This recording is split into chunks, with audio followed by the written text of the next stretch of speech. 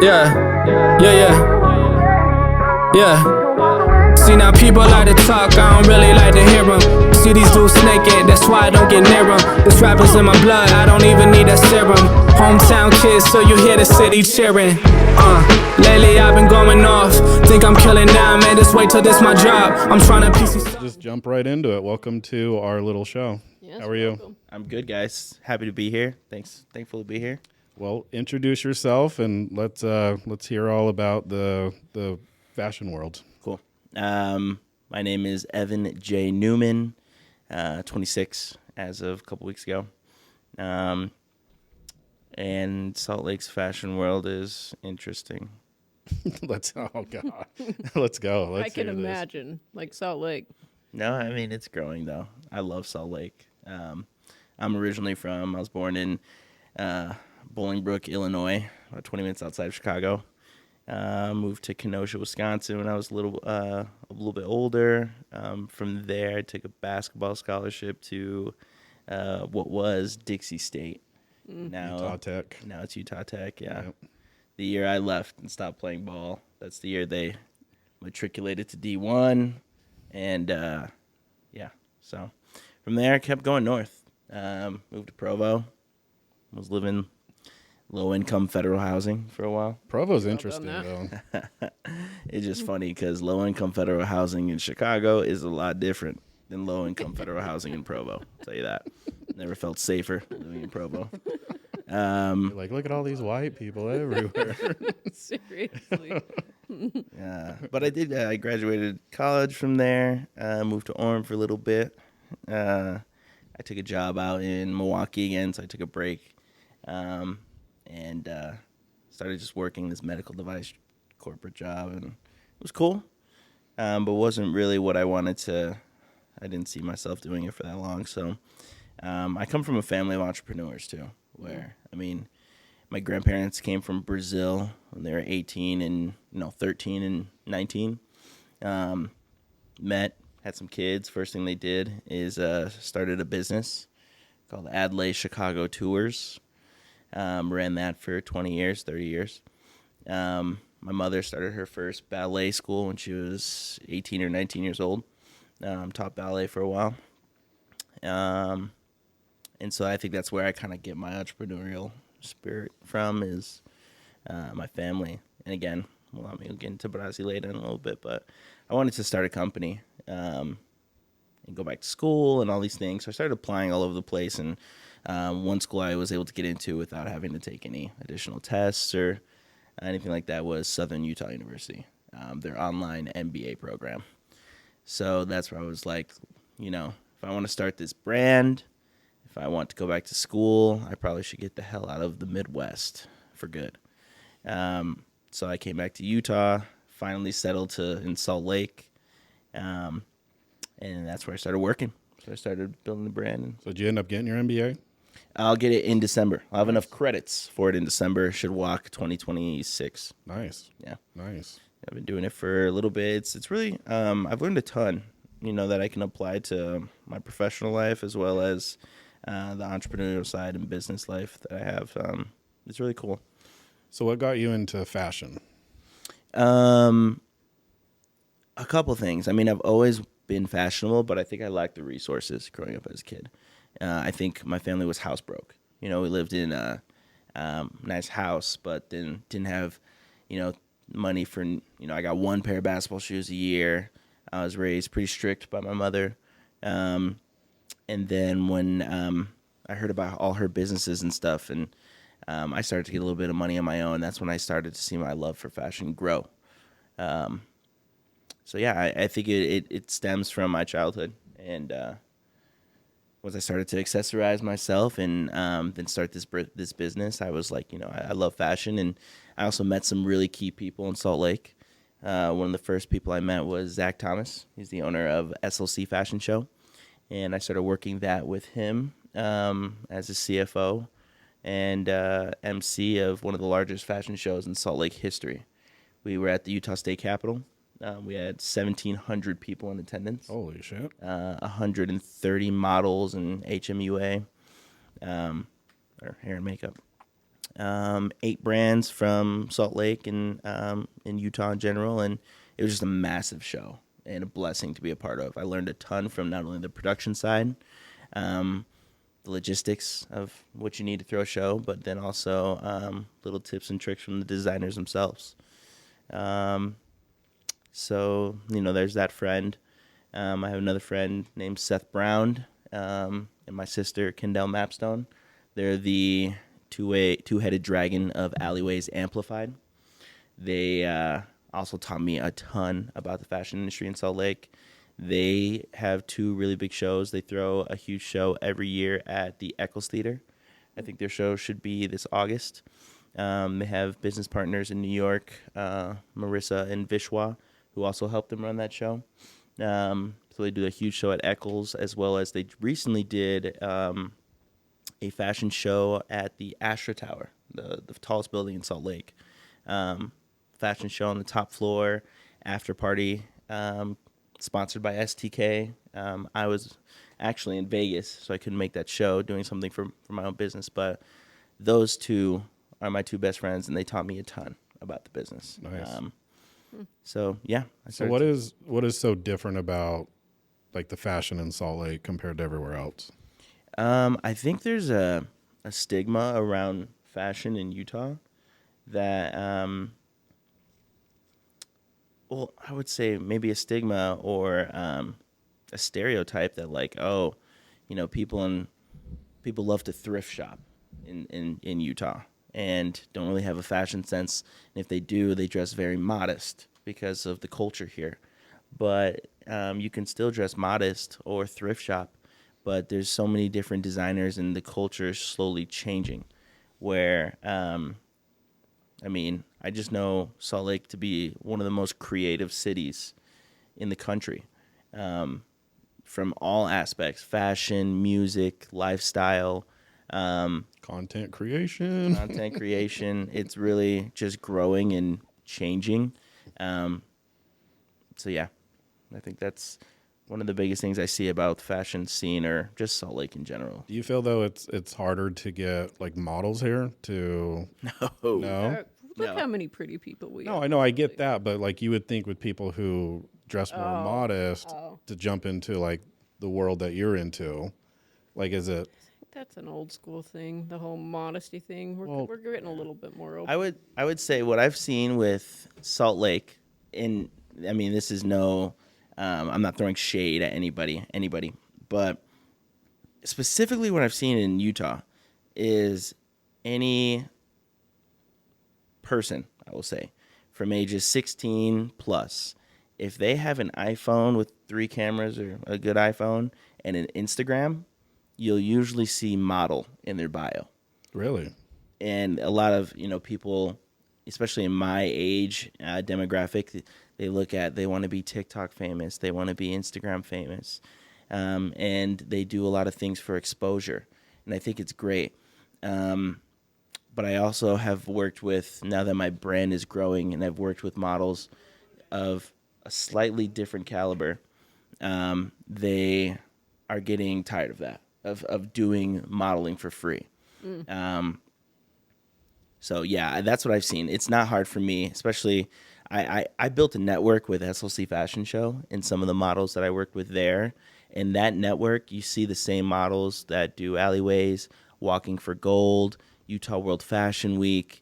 Should I keep going? AMF. The amount of, and it wasn't like this 3 years ago.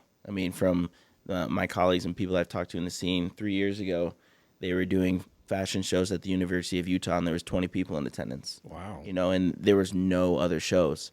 5 years later, there's already been Park City Fashion Week, Utah World Fashion Week, Walking for Gold's coming up. Even I do my own fashion show called the Brasileira Pool Party Fashion Show, and that's the one that's specific to swimwear.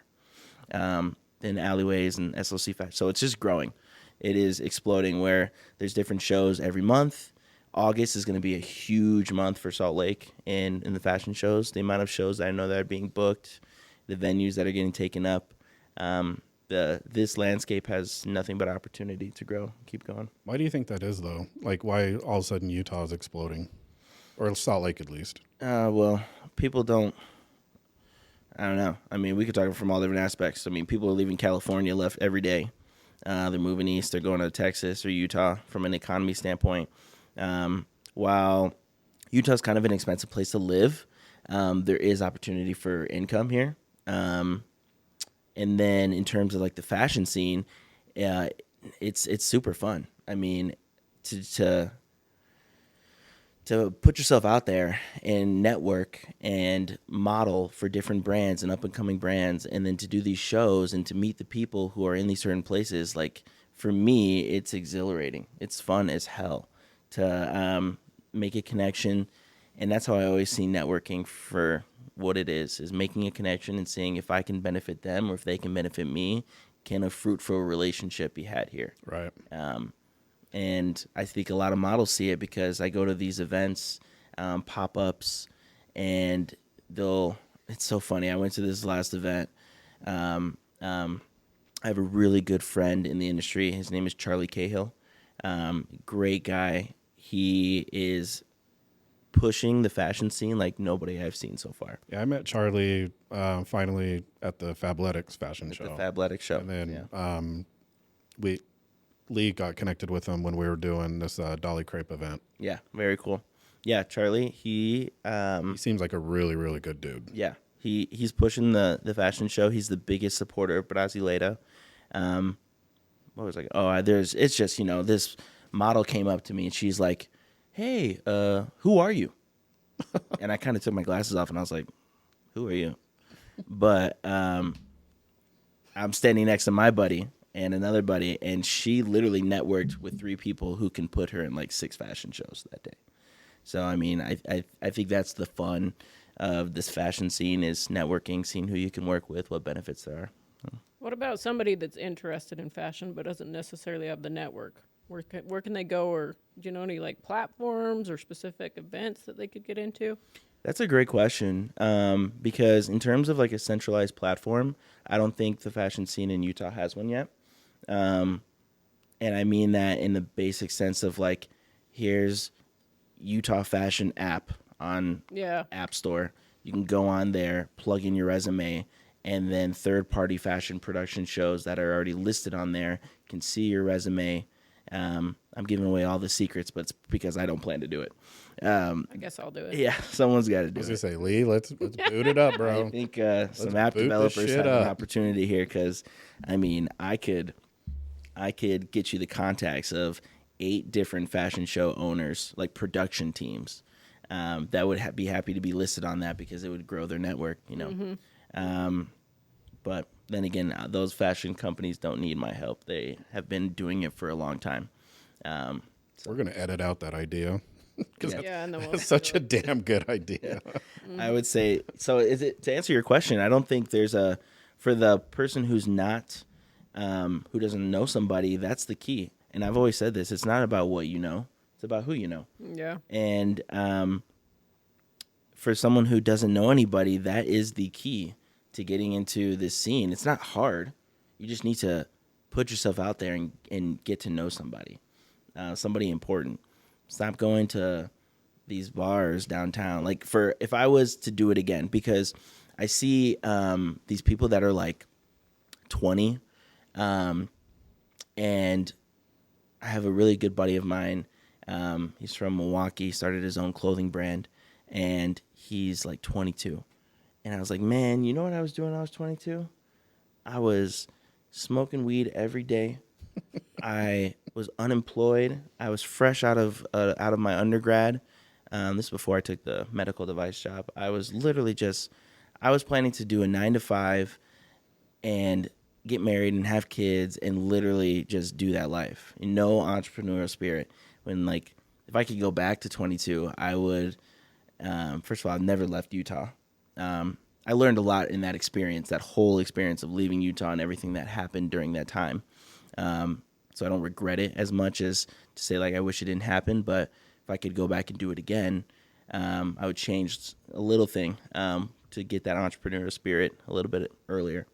Because Brasileira is very new. I mean, I started the company. I remember I LLC'd right next to Zach, in January of 24. Oof, it's so fun when you first do that. Make it official. Yeah, I mean that's really all you got, right? Is paperwork, and then that's when the real work starts. I feel like because by March I had done my first initial drop with someone who I cannot leave nameless, Muriel Langdon. She is the owner of Mermaid Swimwear, and is the biggest swimwear company in Salt Lake to this day. Wow. She has been doing it for a long time. She knows exactly what she's doing. She hits a demographic in Salt Lake that I don't hit, and not a lot of people hit and she's also just the sweetest girl and one of my close friends. So I always work with her.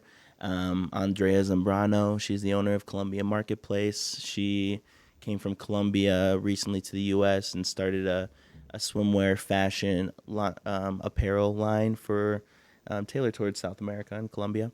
And that's grown up. She's had a shop at Gateway for a little bit and recently relocated to another city where she's pushing like Phoenix Fashion Week and doing stuff out there. And I'm super proud of her and happy for her and miss her.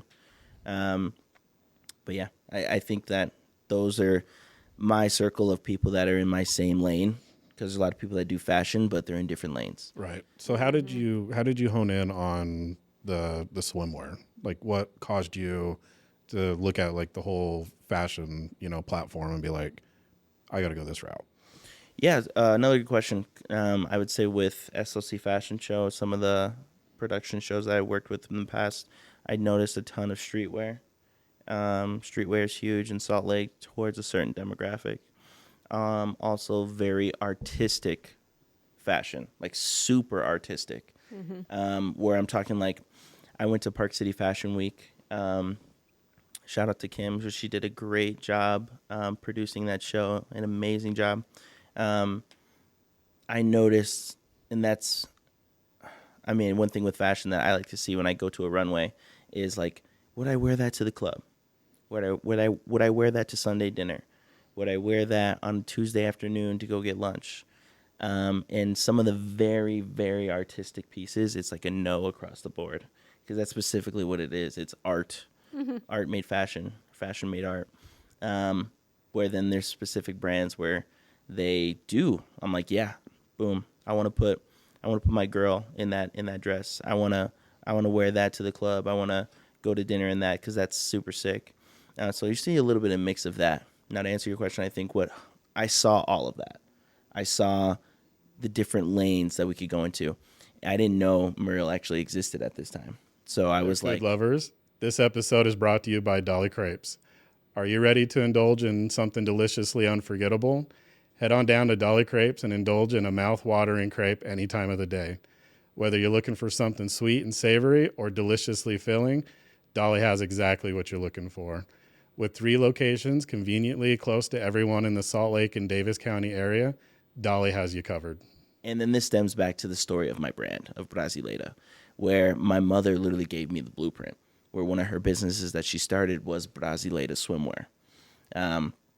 And so I was like, I know I want to do swimwear. And then I took a look at the market and saw how I could kind of infiltrate my lane and make a different brand than what's out there. So Brazilian style was the way to go. I didn't see a lot of people making Speedos. I didn't see a lot of people making stuff for the LGBTQ community. So that's where I started to do some of those pieces. And I grew up wearing my underwear to the beach in Rio, and no one takes a second look. I went to Europe with Seth Kendall and a couple other people, and I wore my Calvin Klein boxer briefs to the beach. No one gave me a second look because I was in Spain. I was in Barcelona. The culture is definitely different. It's different. I remember going to Cancun at a resort back a long time ago when I was married, and you'd see people walking around wearing almost nothing. Yeah. And they coming from Utah, you're just like, what the fuck? So I think there's a shock culture to that too. I definitely know I shocked some people on my last. We do a Brasileira pool party fashion show at Edison House every year. Year 1 was great, and I think I shocked some people because I put people in Speedos on the runway. Good, you should. And briefs, and you just don't see that, Right. So that's the lane that I'm in, and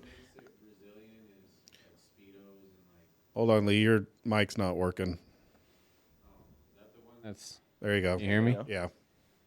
Does that make it Brazilian when it's like speedos and like G strings or like what makes it? Brazilian swimwear. You're right. Yeah, huh? what is that? What makes it Brazilian? A couple things. So I would say yes, for our men's stuff, we do Speedos in a specific brief called a sunga. The sunga is like what you would wear a boxer brief, but you wear that on the beach. And then the Speedos aren't technically like a Michael Phelps swimming Speedo. They're like specifically designed to be fashionable for that customer or person who wants to show off their package in a good way, in their ass. And then I have a lot of collections that are manufactured in Brazil. So I get them from a manufacturer there. Her name is Barbara Rodriguez.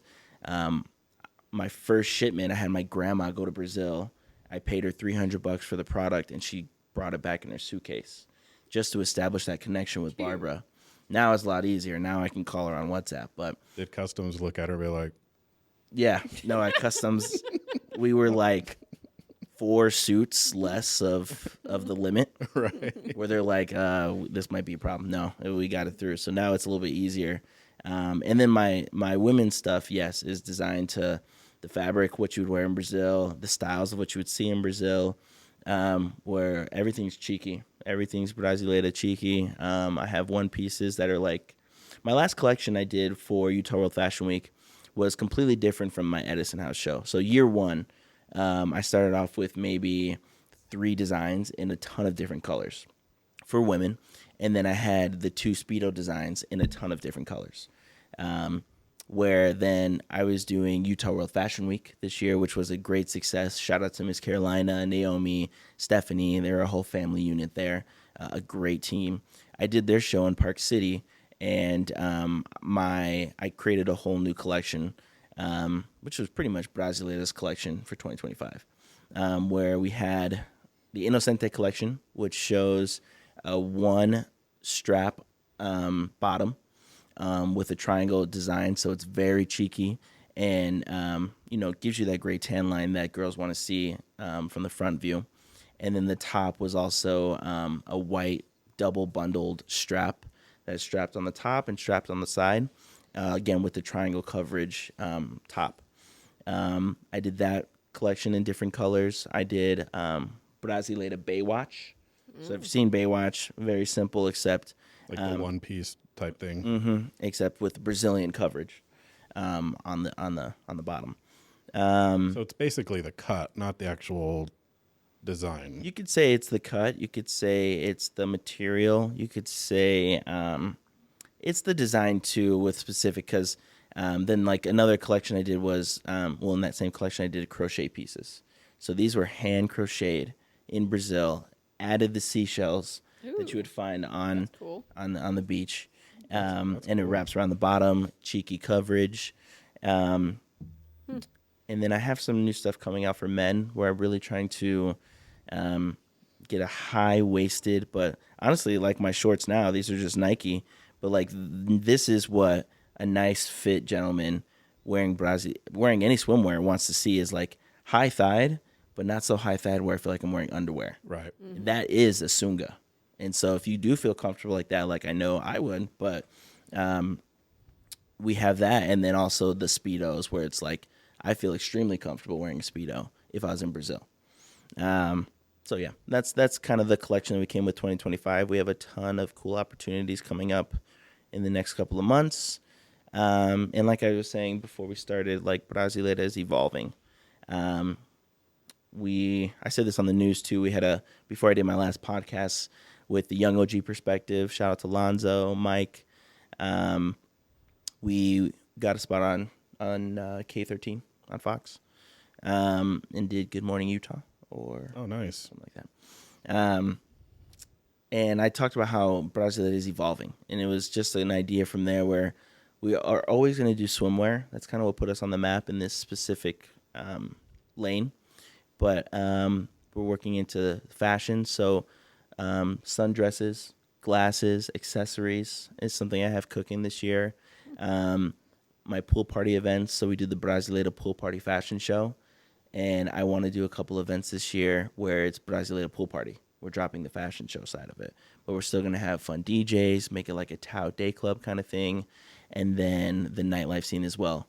I want to call them Brasileira nights because especially what I've noticed with the Latin culture, Latin community in Salt Lake, for going out and listening to reggaeton or cumbia, there's only a small amount of options. And I looked at the market, see where I can infiltrate, and I don't see any samba nights. I don't see any Brazilian nights or funk nights.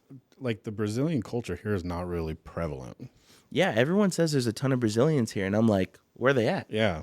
Because, I don't see them. And I feel like there's a lot of Venezuelan people here. Yeah. Yeah, I mean, the Latin culture here is a lot different than Chicago. Chicago is predominantly Mexicano, where here it's like a melting pot. I've known El Salvadorians, Mexicans, Venezuelans. I've met a few Brazilians here and there, where once I meet them and I get to speak Portuguese with them, I can definitely establish that connection and add them to like my Brazilian network because I don't want to lose them. I want to build that culture here. So that's what we're doing with the nightlife thing too. We have an event locked in on June 7th at Ivy and Varley, or technically Varley, where we're going to be doing a Brazil night, but it'll be Pride themed. So we'll have a lot of, because it'll be during Pride weekend. And then we'll be looking to our next nightlife event. I have a couple places in mind. Shout out to Neutral Grounds. Call me. Call him. And we'll be doing like the Brasileira Latin nights that we get the funk music and the samba and the true Brazilian culture brought to Salt Lake. So those are the goals. So, like when you're planning an event, like what does it take to from start to finish, and how how hectic is it? It can be stressful. I've had this conversation with my friends in the industry for so long, where I talk about what's important in terms of production. Like, where do you start? Right. And it depends on what you're doing first. So from like a fashion show perspective, right? If I can give my own personal example, when I came back from Europe, and I was like, I want to build this community. That's when I saw the Virgil Abloh quote, and I really wanted to start building a community. And I thought, Miami's not the only place I can do a Miami Swim Week. We should start a Utah Swim Week. I checked, it's taken, so you can try to LLC. But I was like, well, I can throw Brasileira's name on there. So I was like, I've always had this conversation where, do you start getting brands and getting models and getting DJs and promising all these people these things when you have nowhere to put them? Mm-hmm. Right. Or do you go find a place to put them first? Get the venue and then plug them all in. And genuinely, I think you can start to work at both. But all your conversations on this side of DJ and models and brands is all, it weighs on, are you going to get that certain venue? So I definitely would say go for a venue first. But then again, it's another, on the teeter totter here, when you go to that venue, you want to be prepared. You want to have documents drawn up for, this is what I want to do here. This is who I have on board. This is what I can do for your establishment, what I can do for you personally, what I can do for your brand. What are your intangibles? And so that's what I think it's a balance there. I can go and get a couple brands on board and get the model call done and filled out. That's all great, but where am I going to put them? Right. And where's the show going to be? So there's a balance there. And I would say that's the stressful part. But then once you finally get an agreement on a venue, then it becomes like, oh, yes, now I can start promising these people these things. I can start saying, this is where we're doing it. You can start to plan meetings, and it gets a lot more fun from there. And then it's stressful leading up to day of show. I remember I was super stressed the night before the SLC fashion show at the Capitol in 2024, where I didn't sleep. But that next morning, once the show began, I was looking dressed to the nines. It was showtime. I was emceeing the event, so I was speaking to this crowd of people. But I feel like I'm decent at public speaking. where once the music started on that first brand, You were in it. The I was high. just Yeah. the high began. I was just kicking back and smiling and like, look at all of our planning. Yep. Look at all the pre-production meetings and documents. Look what it brought, and it's super fulfilling. I was gonna say it's got to be rewarding to watch it all come together. Yeah. You know, as far as like your inspiration, you know, when you know, let's say for like 2026, like, what's your process when you like sit down and you're like, okay, this is what we did in 25. Here's kind of market trends for the next year. And then what's your process when you go in to really start designing everything for the new year? Great question. I kind of sound cheesy, but Grant Cardone, the 10X, couldn't be the better thing I've thought about in my life, where I looked at 10X multiple aspects of the business every year. So from sales to shows, taking every opportunity that's possible. That's what we're doing so far, pretty well on track for year 2. My year 2 just began in March, where I can say in year 1 we did decent in sales. That's not what I do it for, especially a year 1 business. Right. After investing, like a lot of people aren't profitable after 1 year in business. 5 years. Yeah, I mean, and that's like for restaurants too, let alone a fashion company where the investment's not even as big. But yeah, 10xing, like for year 2, we're looking at 10x sales, 10x opportunities, 10x the shows that we're doing. As of right now, I mean, if I can talk about 2025 from March to March, we're booked for, I just went to Vegas. Shout out to Tommy Butler, Shutterspire, Amon Carver, post-shoot workshop.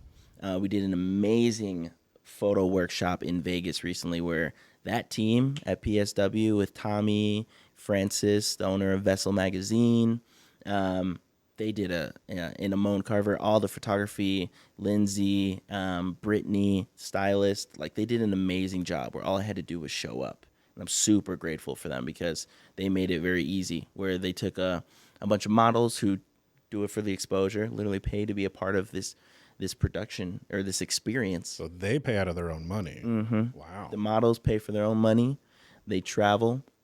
They pay for their own travel, pay for their own accommodations. Post-shoot workshop did a great job at getting benefits, like a group rate at the hotel we're staying, or carpooling to certain locations. Do they still do the Magic fashion show down there, or the fashion? Where it's all the clothing lines.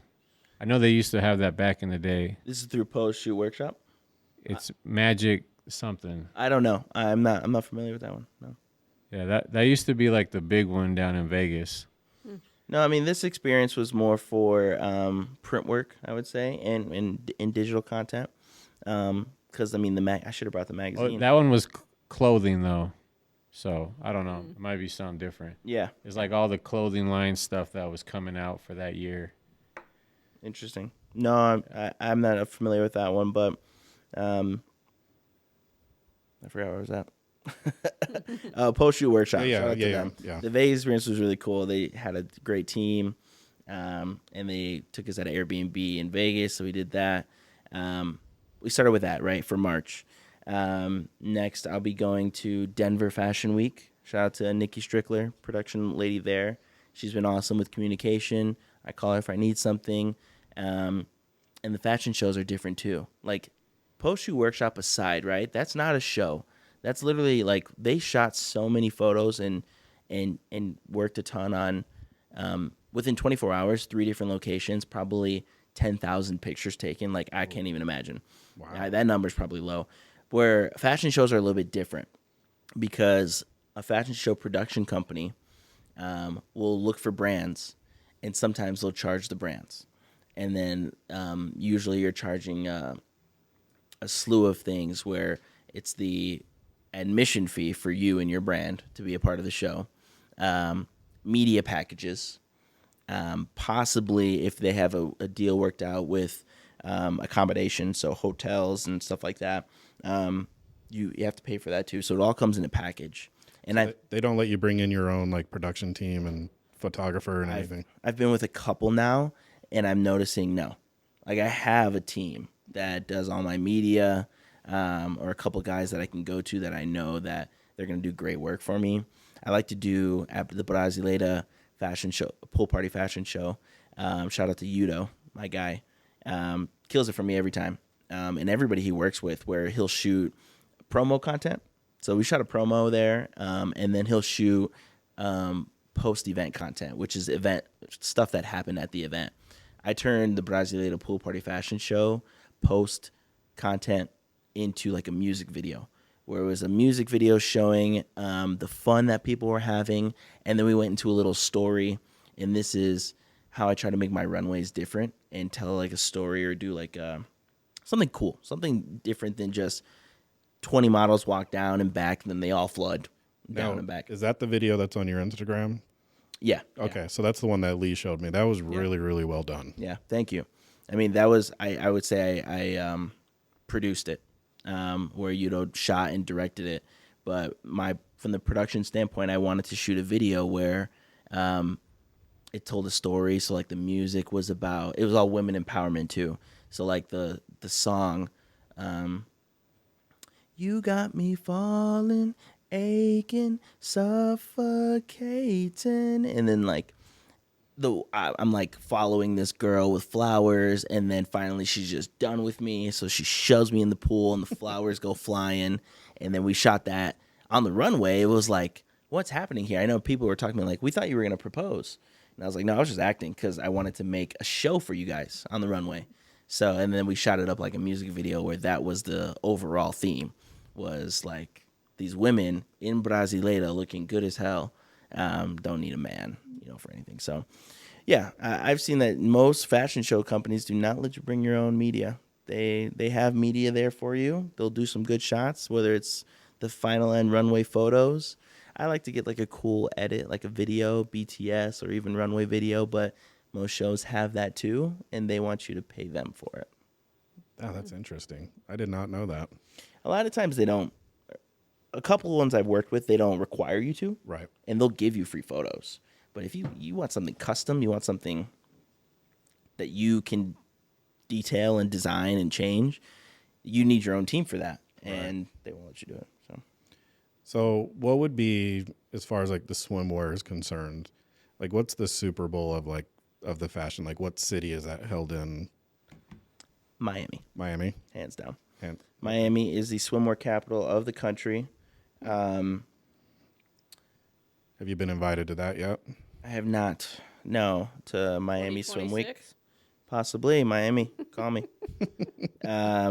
No, I actually will be going to Miami for an opportunity. Shout out to Jeremiah Zen with the Chosen Collective. He's putting on something really cool. And Jeremiah, you've been killing it. Where, I mean, this kid, I call him a kid because I'm older than him. I went to his first like Chosen Collective fashion show where it was at the art space near Gateway. Maybe like 30 people in attendance. Really good production and effort, but just like the turnout wasn't there.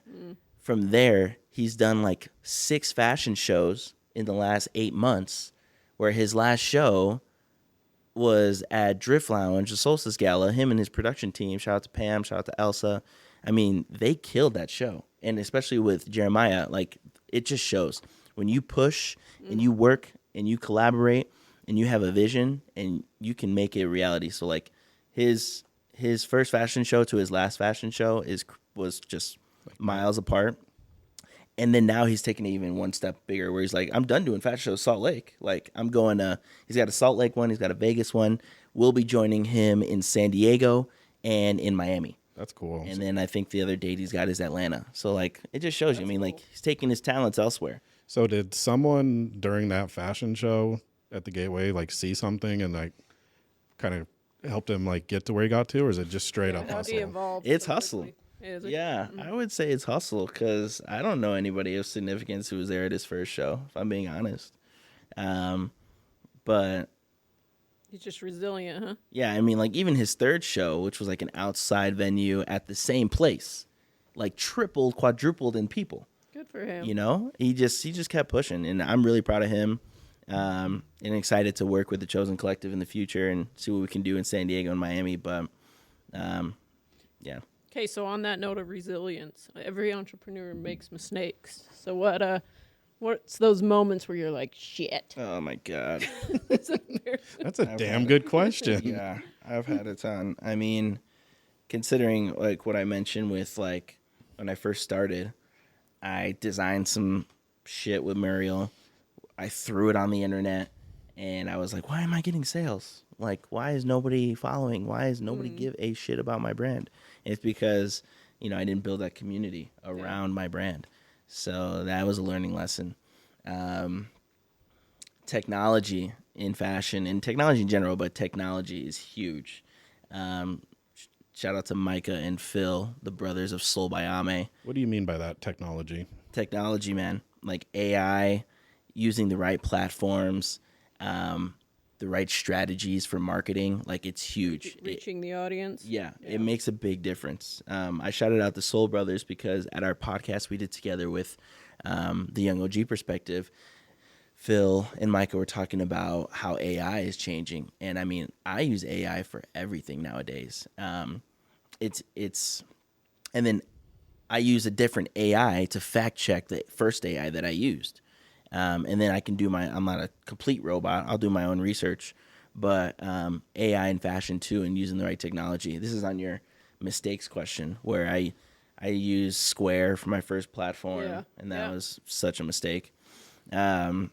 Where now we had to change the website, and you want a website where the back end is just as powerful as the front end. And then testing marketing strategies with AI. I'm talking about like $50 on Instagram and putting it in one spot versus another spot, or TikTok. Because like these platforms literally Like run the culture. Yeah. Like they So you boost on like Instagram is what you're saying. I haven't boosted a single post, Okay. but I've talked to people in the industry and what they've boosted and what they haven't, how they do it. And I've tested certain strategies using like AI and stuff. And That's a skill in itself. yeah, I have a different strategy when it comes to my releases and my marketing and how I do it. So with releases, what I've noticed is certain brands, they do a pre-sale release where first I feel like you start by getting some samples in of what you want to drop. You do some marketing, so you do a photo shoot, you do some cool videos for social media content. You can start doing ads and flyers for that specific drop, but you really only have the samples. And then you release it, but you don't release it as it's live and I have the stock on the shelf. You call it a pre-sale release. And then people see that. They're like, oh, I'm going to buy this pre-sale. Pre-sale is literally a synonym for we will sell as many as you buy. Right. Right. So they do a pre-sale release, they get certain sales, that's when they place the orders for the actual product, and then on the date they go live again, but really they're only selling what they've pre-sold. So what AI platforms are you using for like what you do? I use Gemini. Gemini? I like Gemini a lot. I'll go back to ChatGPT, but I feel like Gemini is... Remember I said I use one AI to fact check the other? Right. I start on Gemini because Gemini is still developing, and I think that they have It's funny. I'm really into technology and AI. I sell AI. Oh, There was You sell microphones now too. I sell it. I'll buy you a microphone. what was it saying? Gemini. You double Gemini. you fact check. Yeah, well, it's because Gemini I feel like has the most. I mean, Gemini is Google. Google has a unlimited amount of resources to develop their AI, and I feel like they'll get there. Compared to like ChatGPT is the dinosaur, but it's the OG of AI. And then there's this one AI company in China, Ocean something. Is that the new one they've been talking about? Well, it crashed the market because these guys in China took millipennies on the dollar and invested into AI and made a comparable AI to ChatGPT in Gemini. Like if Gemini and Google have put $2 billion into their research and ChatGPT has put $1 billion into their research, these guys took $20,000 into the same thing. and it crashed the market. Wow. It's called Ocean. I downloaded it, and all the instructions are in Japanese or Chinese.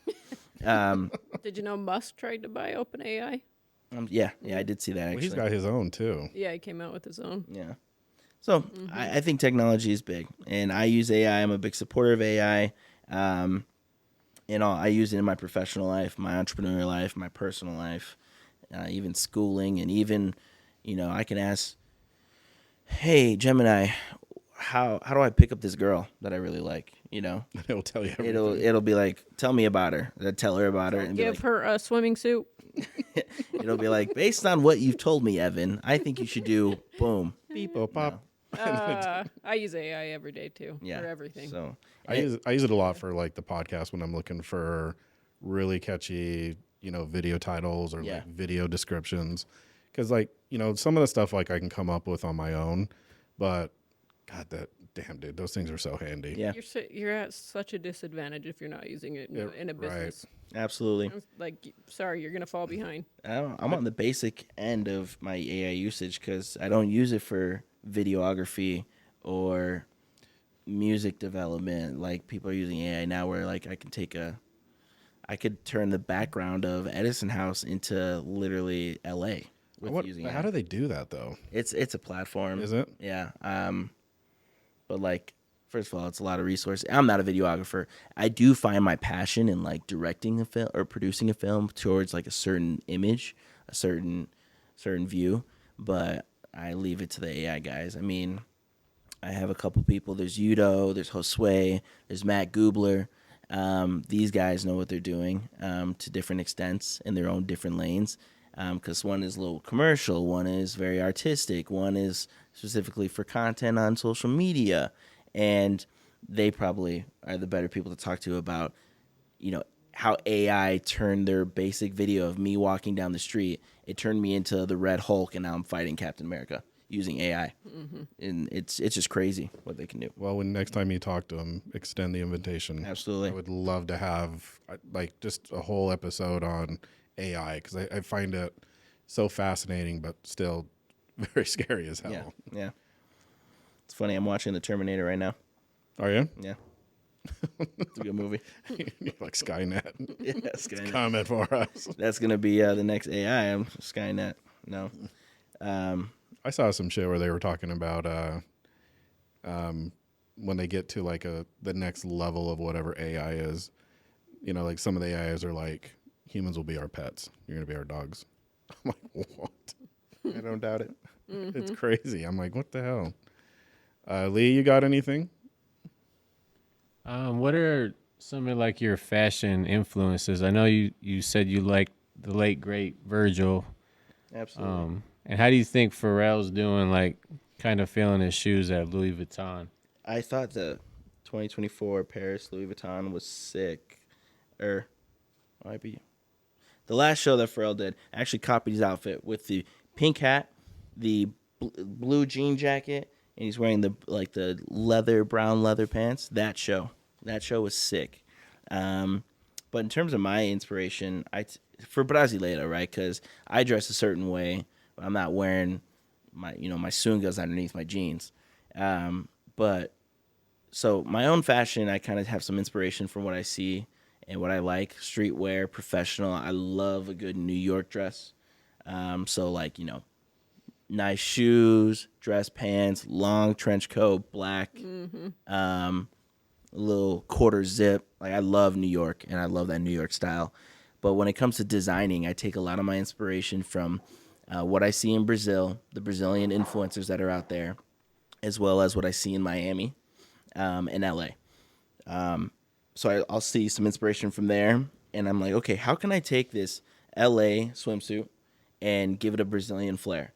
And then a lot of times I'll send it to my mother, I'll send it to my trusted women friends, and be like, do you like this suit? And they'll give me, their inspiration or their inputs there. So that's where I take my inspiration from designing. It's really just three places: Brazil, Miami, and LA, and see how I can add a Brasileira effect to it. Who do you think stays like ahead on the trends? Do you think it's Miami as far as like swimsuits go? I would say the biggest, To answer your question, it'd be like the biggest competitors right now that because they stay in front of the trends, and that's how they stay in business, and is like fast fashion.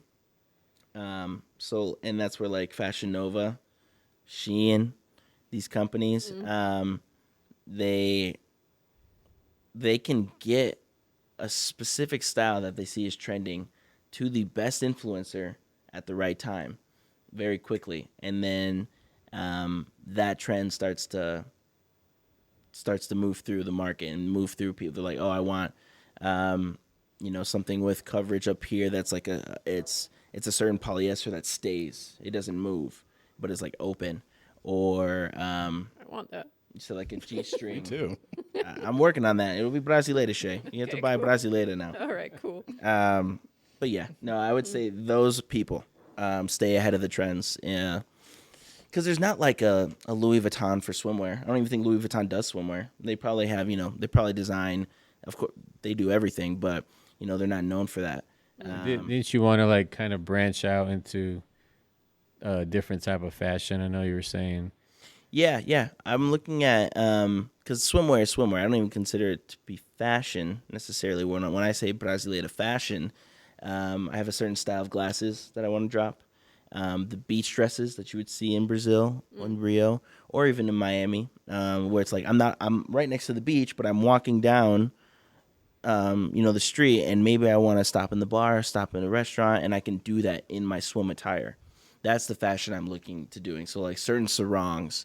For the men's stuff, it's really simple. But personally, like if I don't see myself wearing it, I'm not gonna do it.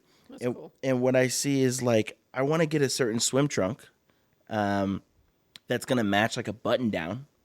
But I don't think I'll ever sell men's shoes, and shoes are a huge thing for me. Where like if I'm wearing like I'm a huge Air Force guy. I'm not a big Jordan guy, but I love Air Forces. I have too many colorways where I want to wear like nice colorway of Air Forces with some Nike socks or cool socks, and then that's gonna match my swim trunks, so like the color matches, and then that top that I'm selling, that button down, or maybe that see-through fleece that's a button down, is gonna match my shoes and not so much my trunks. So that's the struggle I see with designing men's fashion in a swim lane.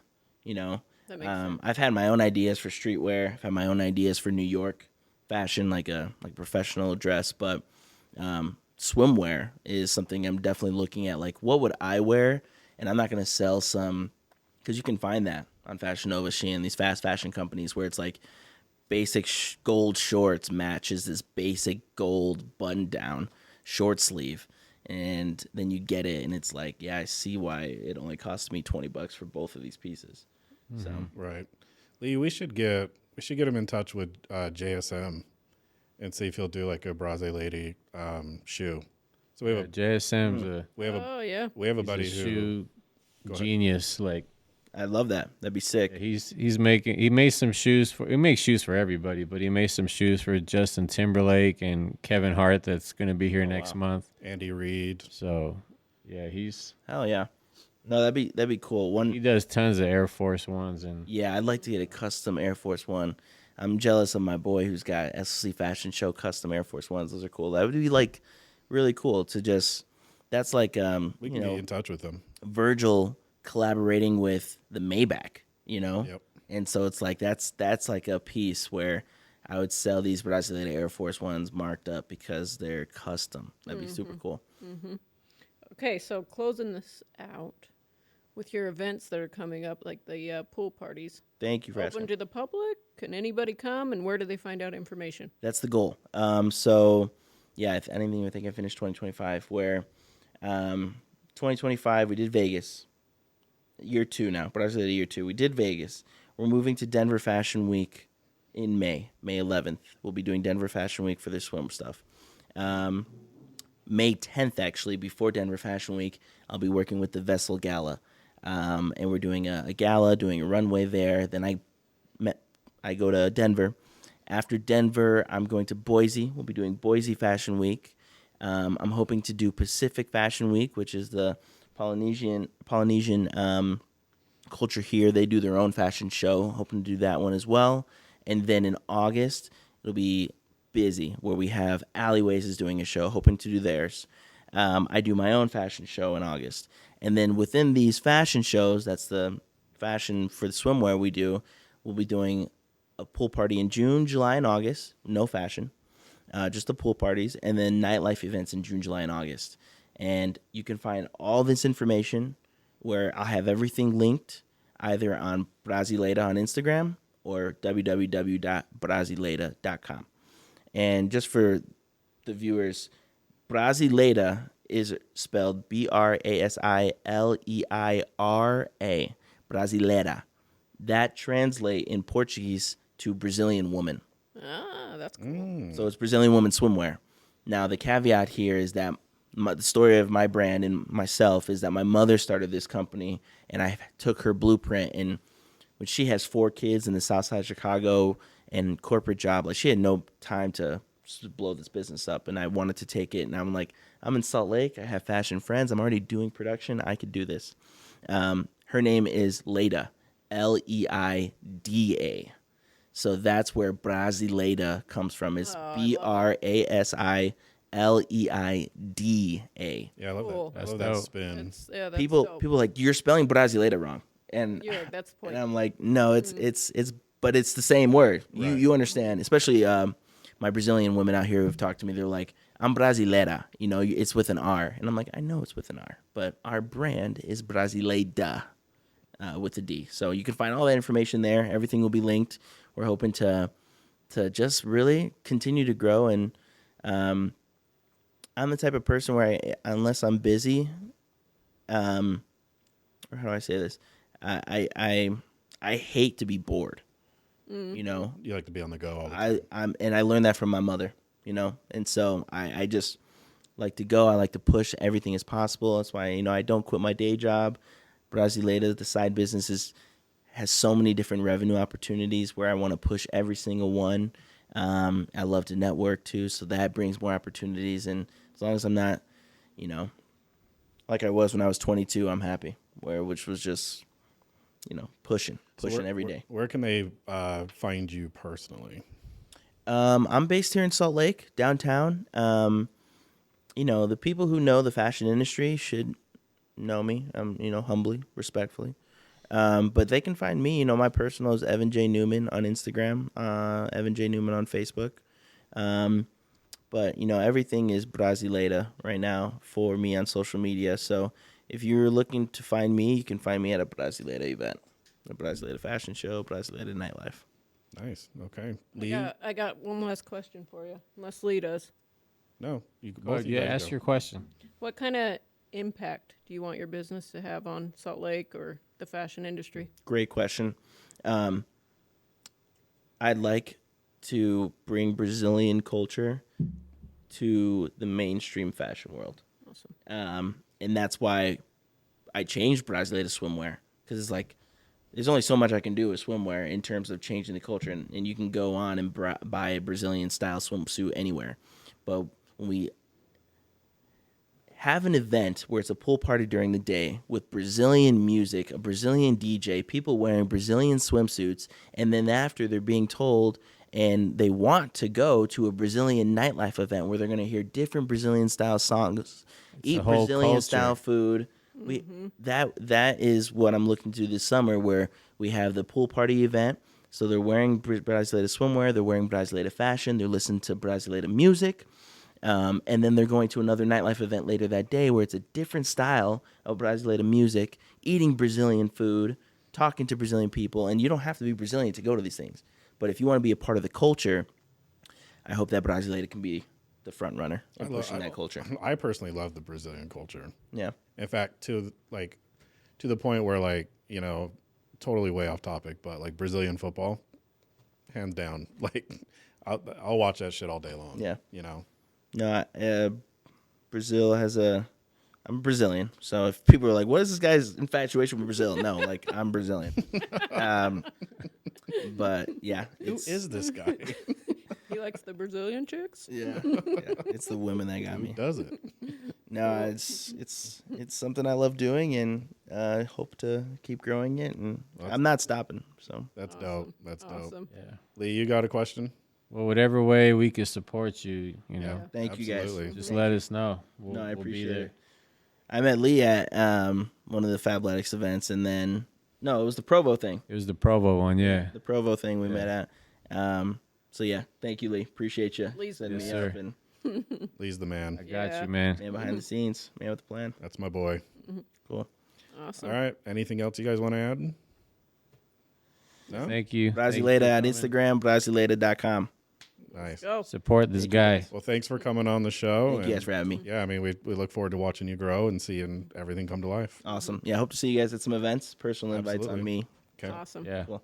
Thanks, We're guys. there. Awesome.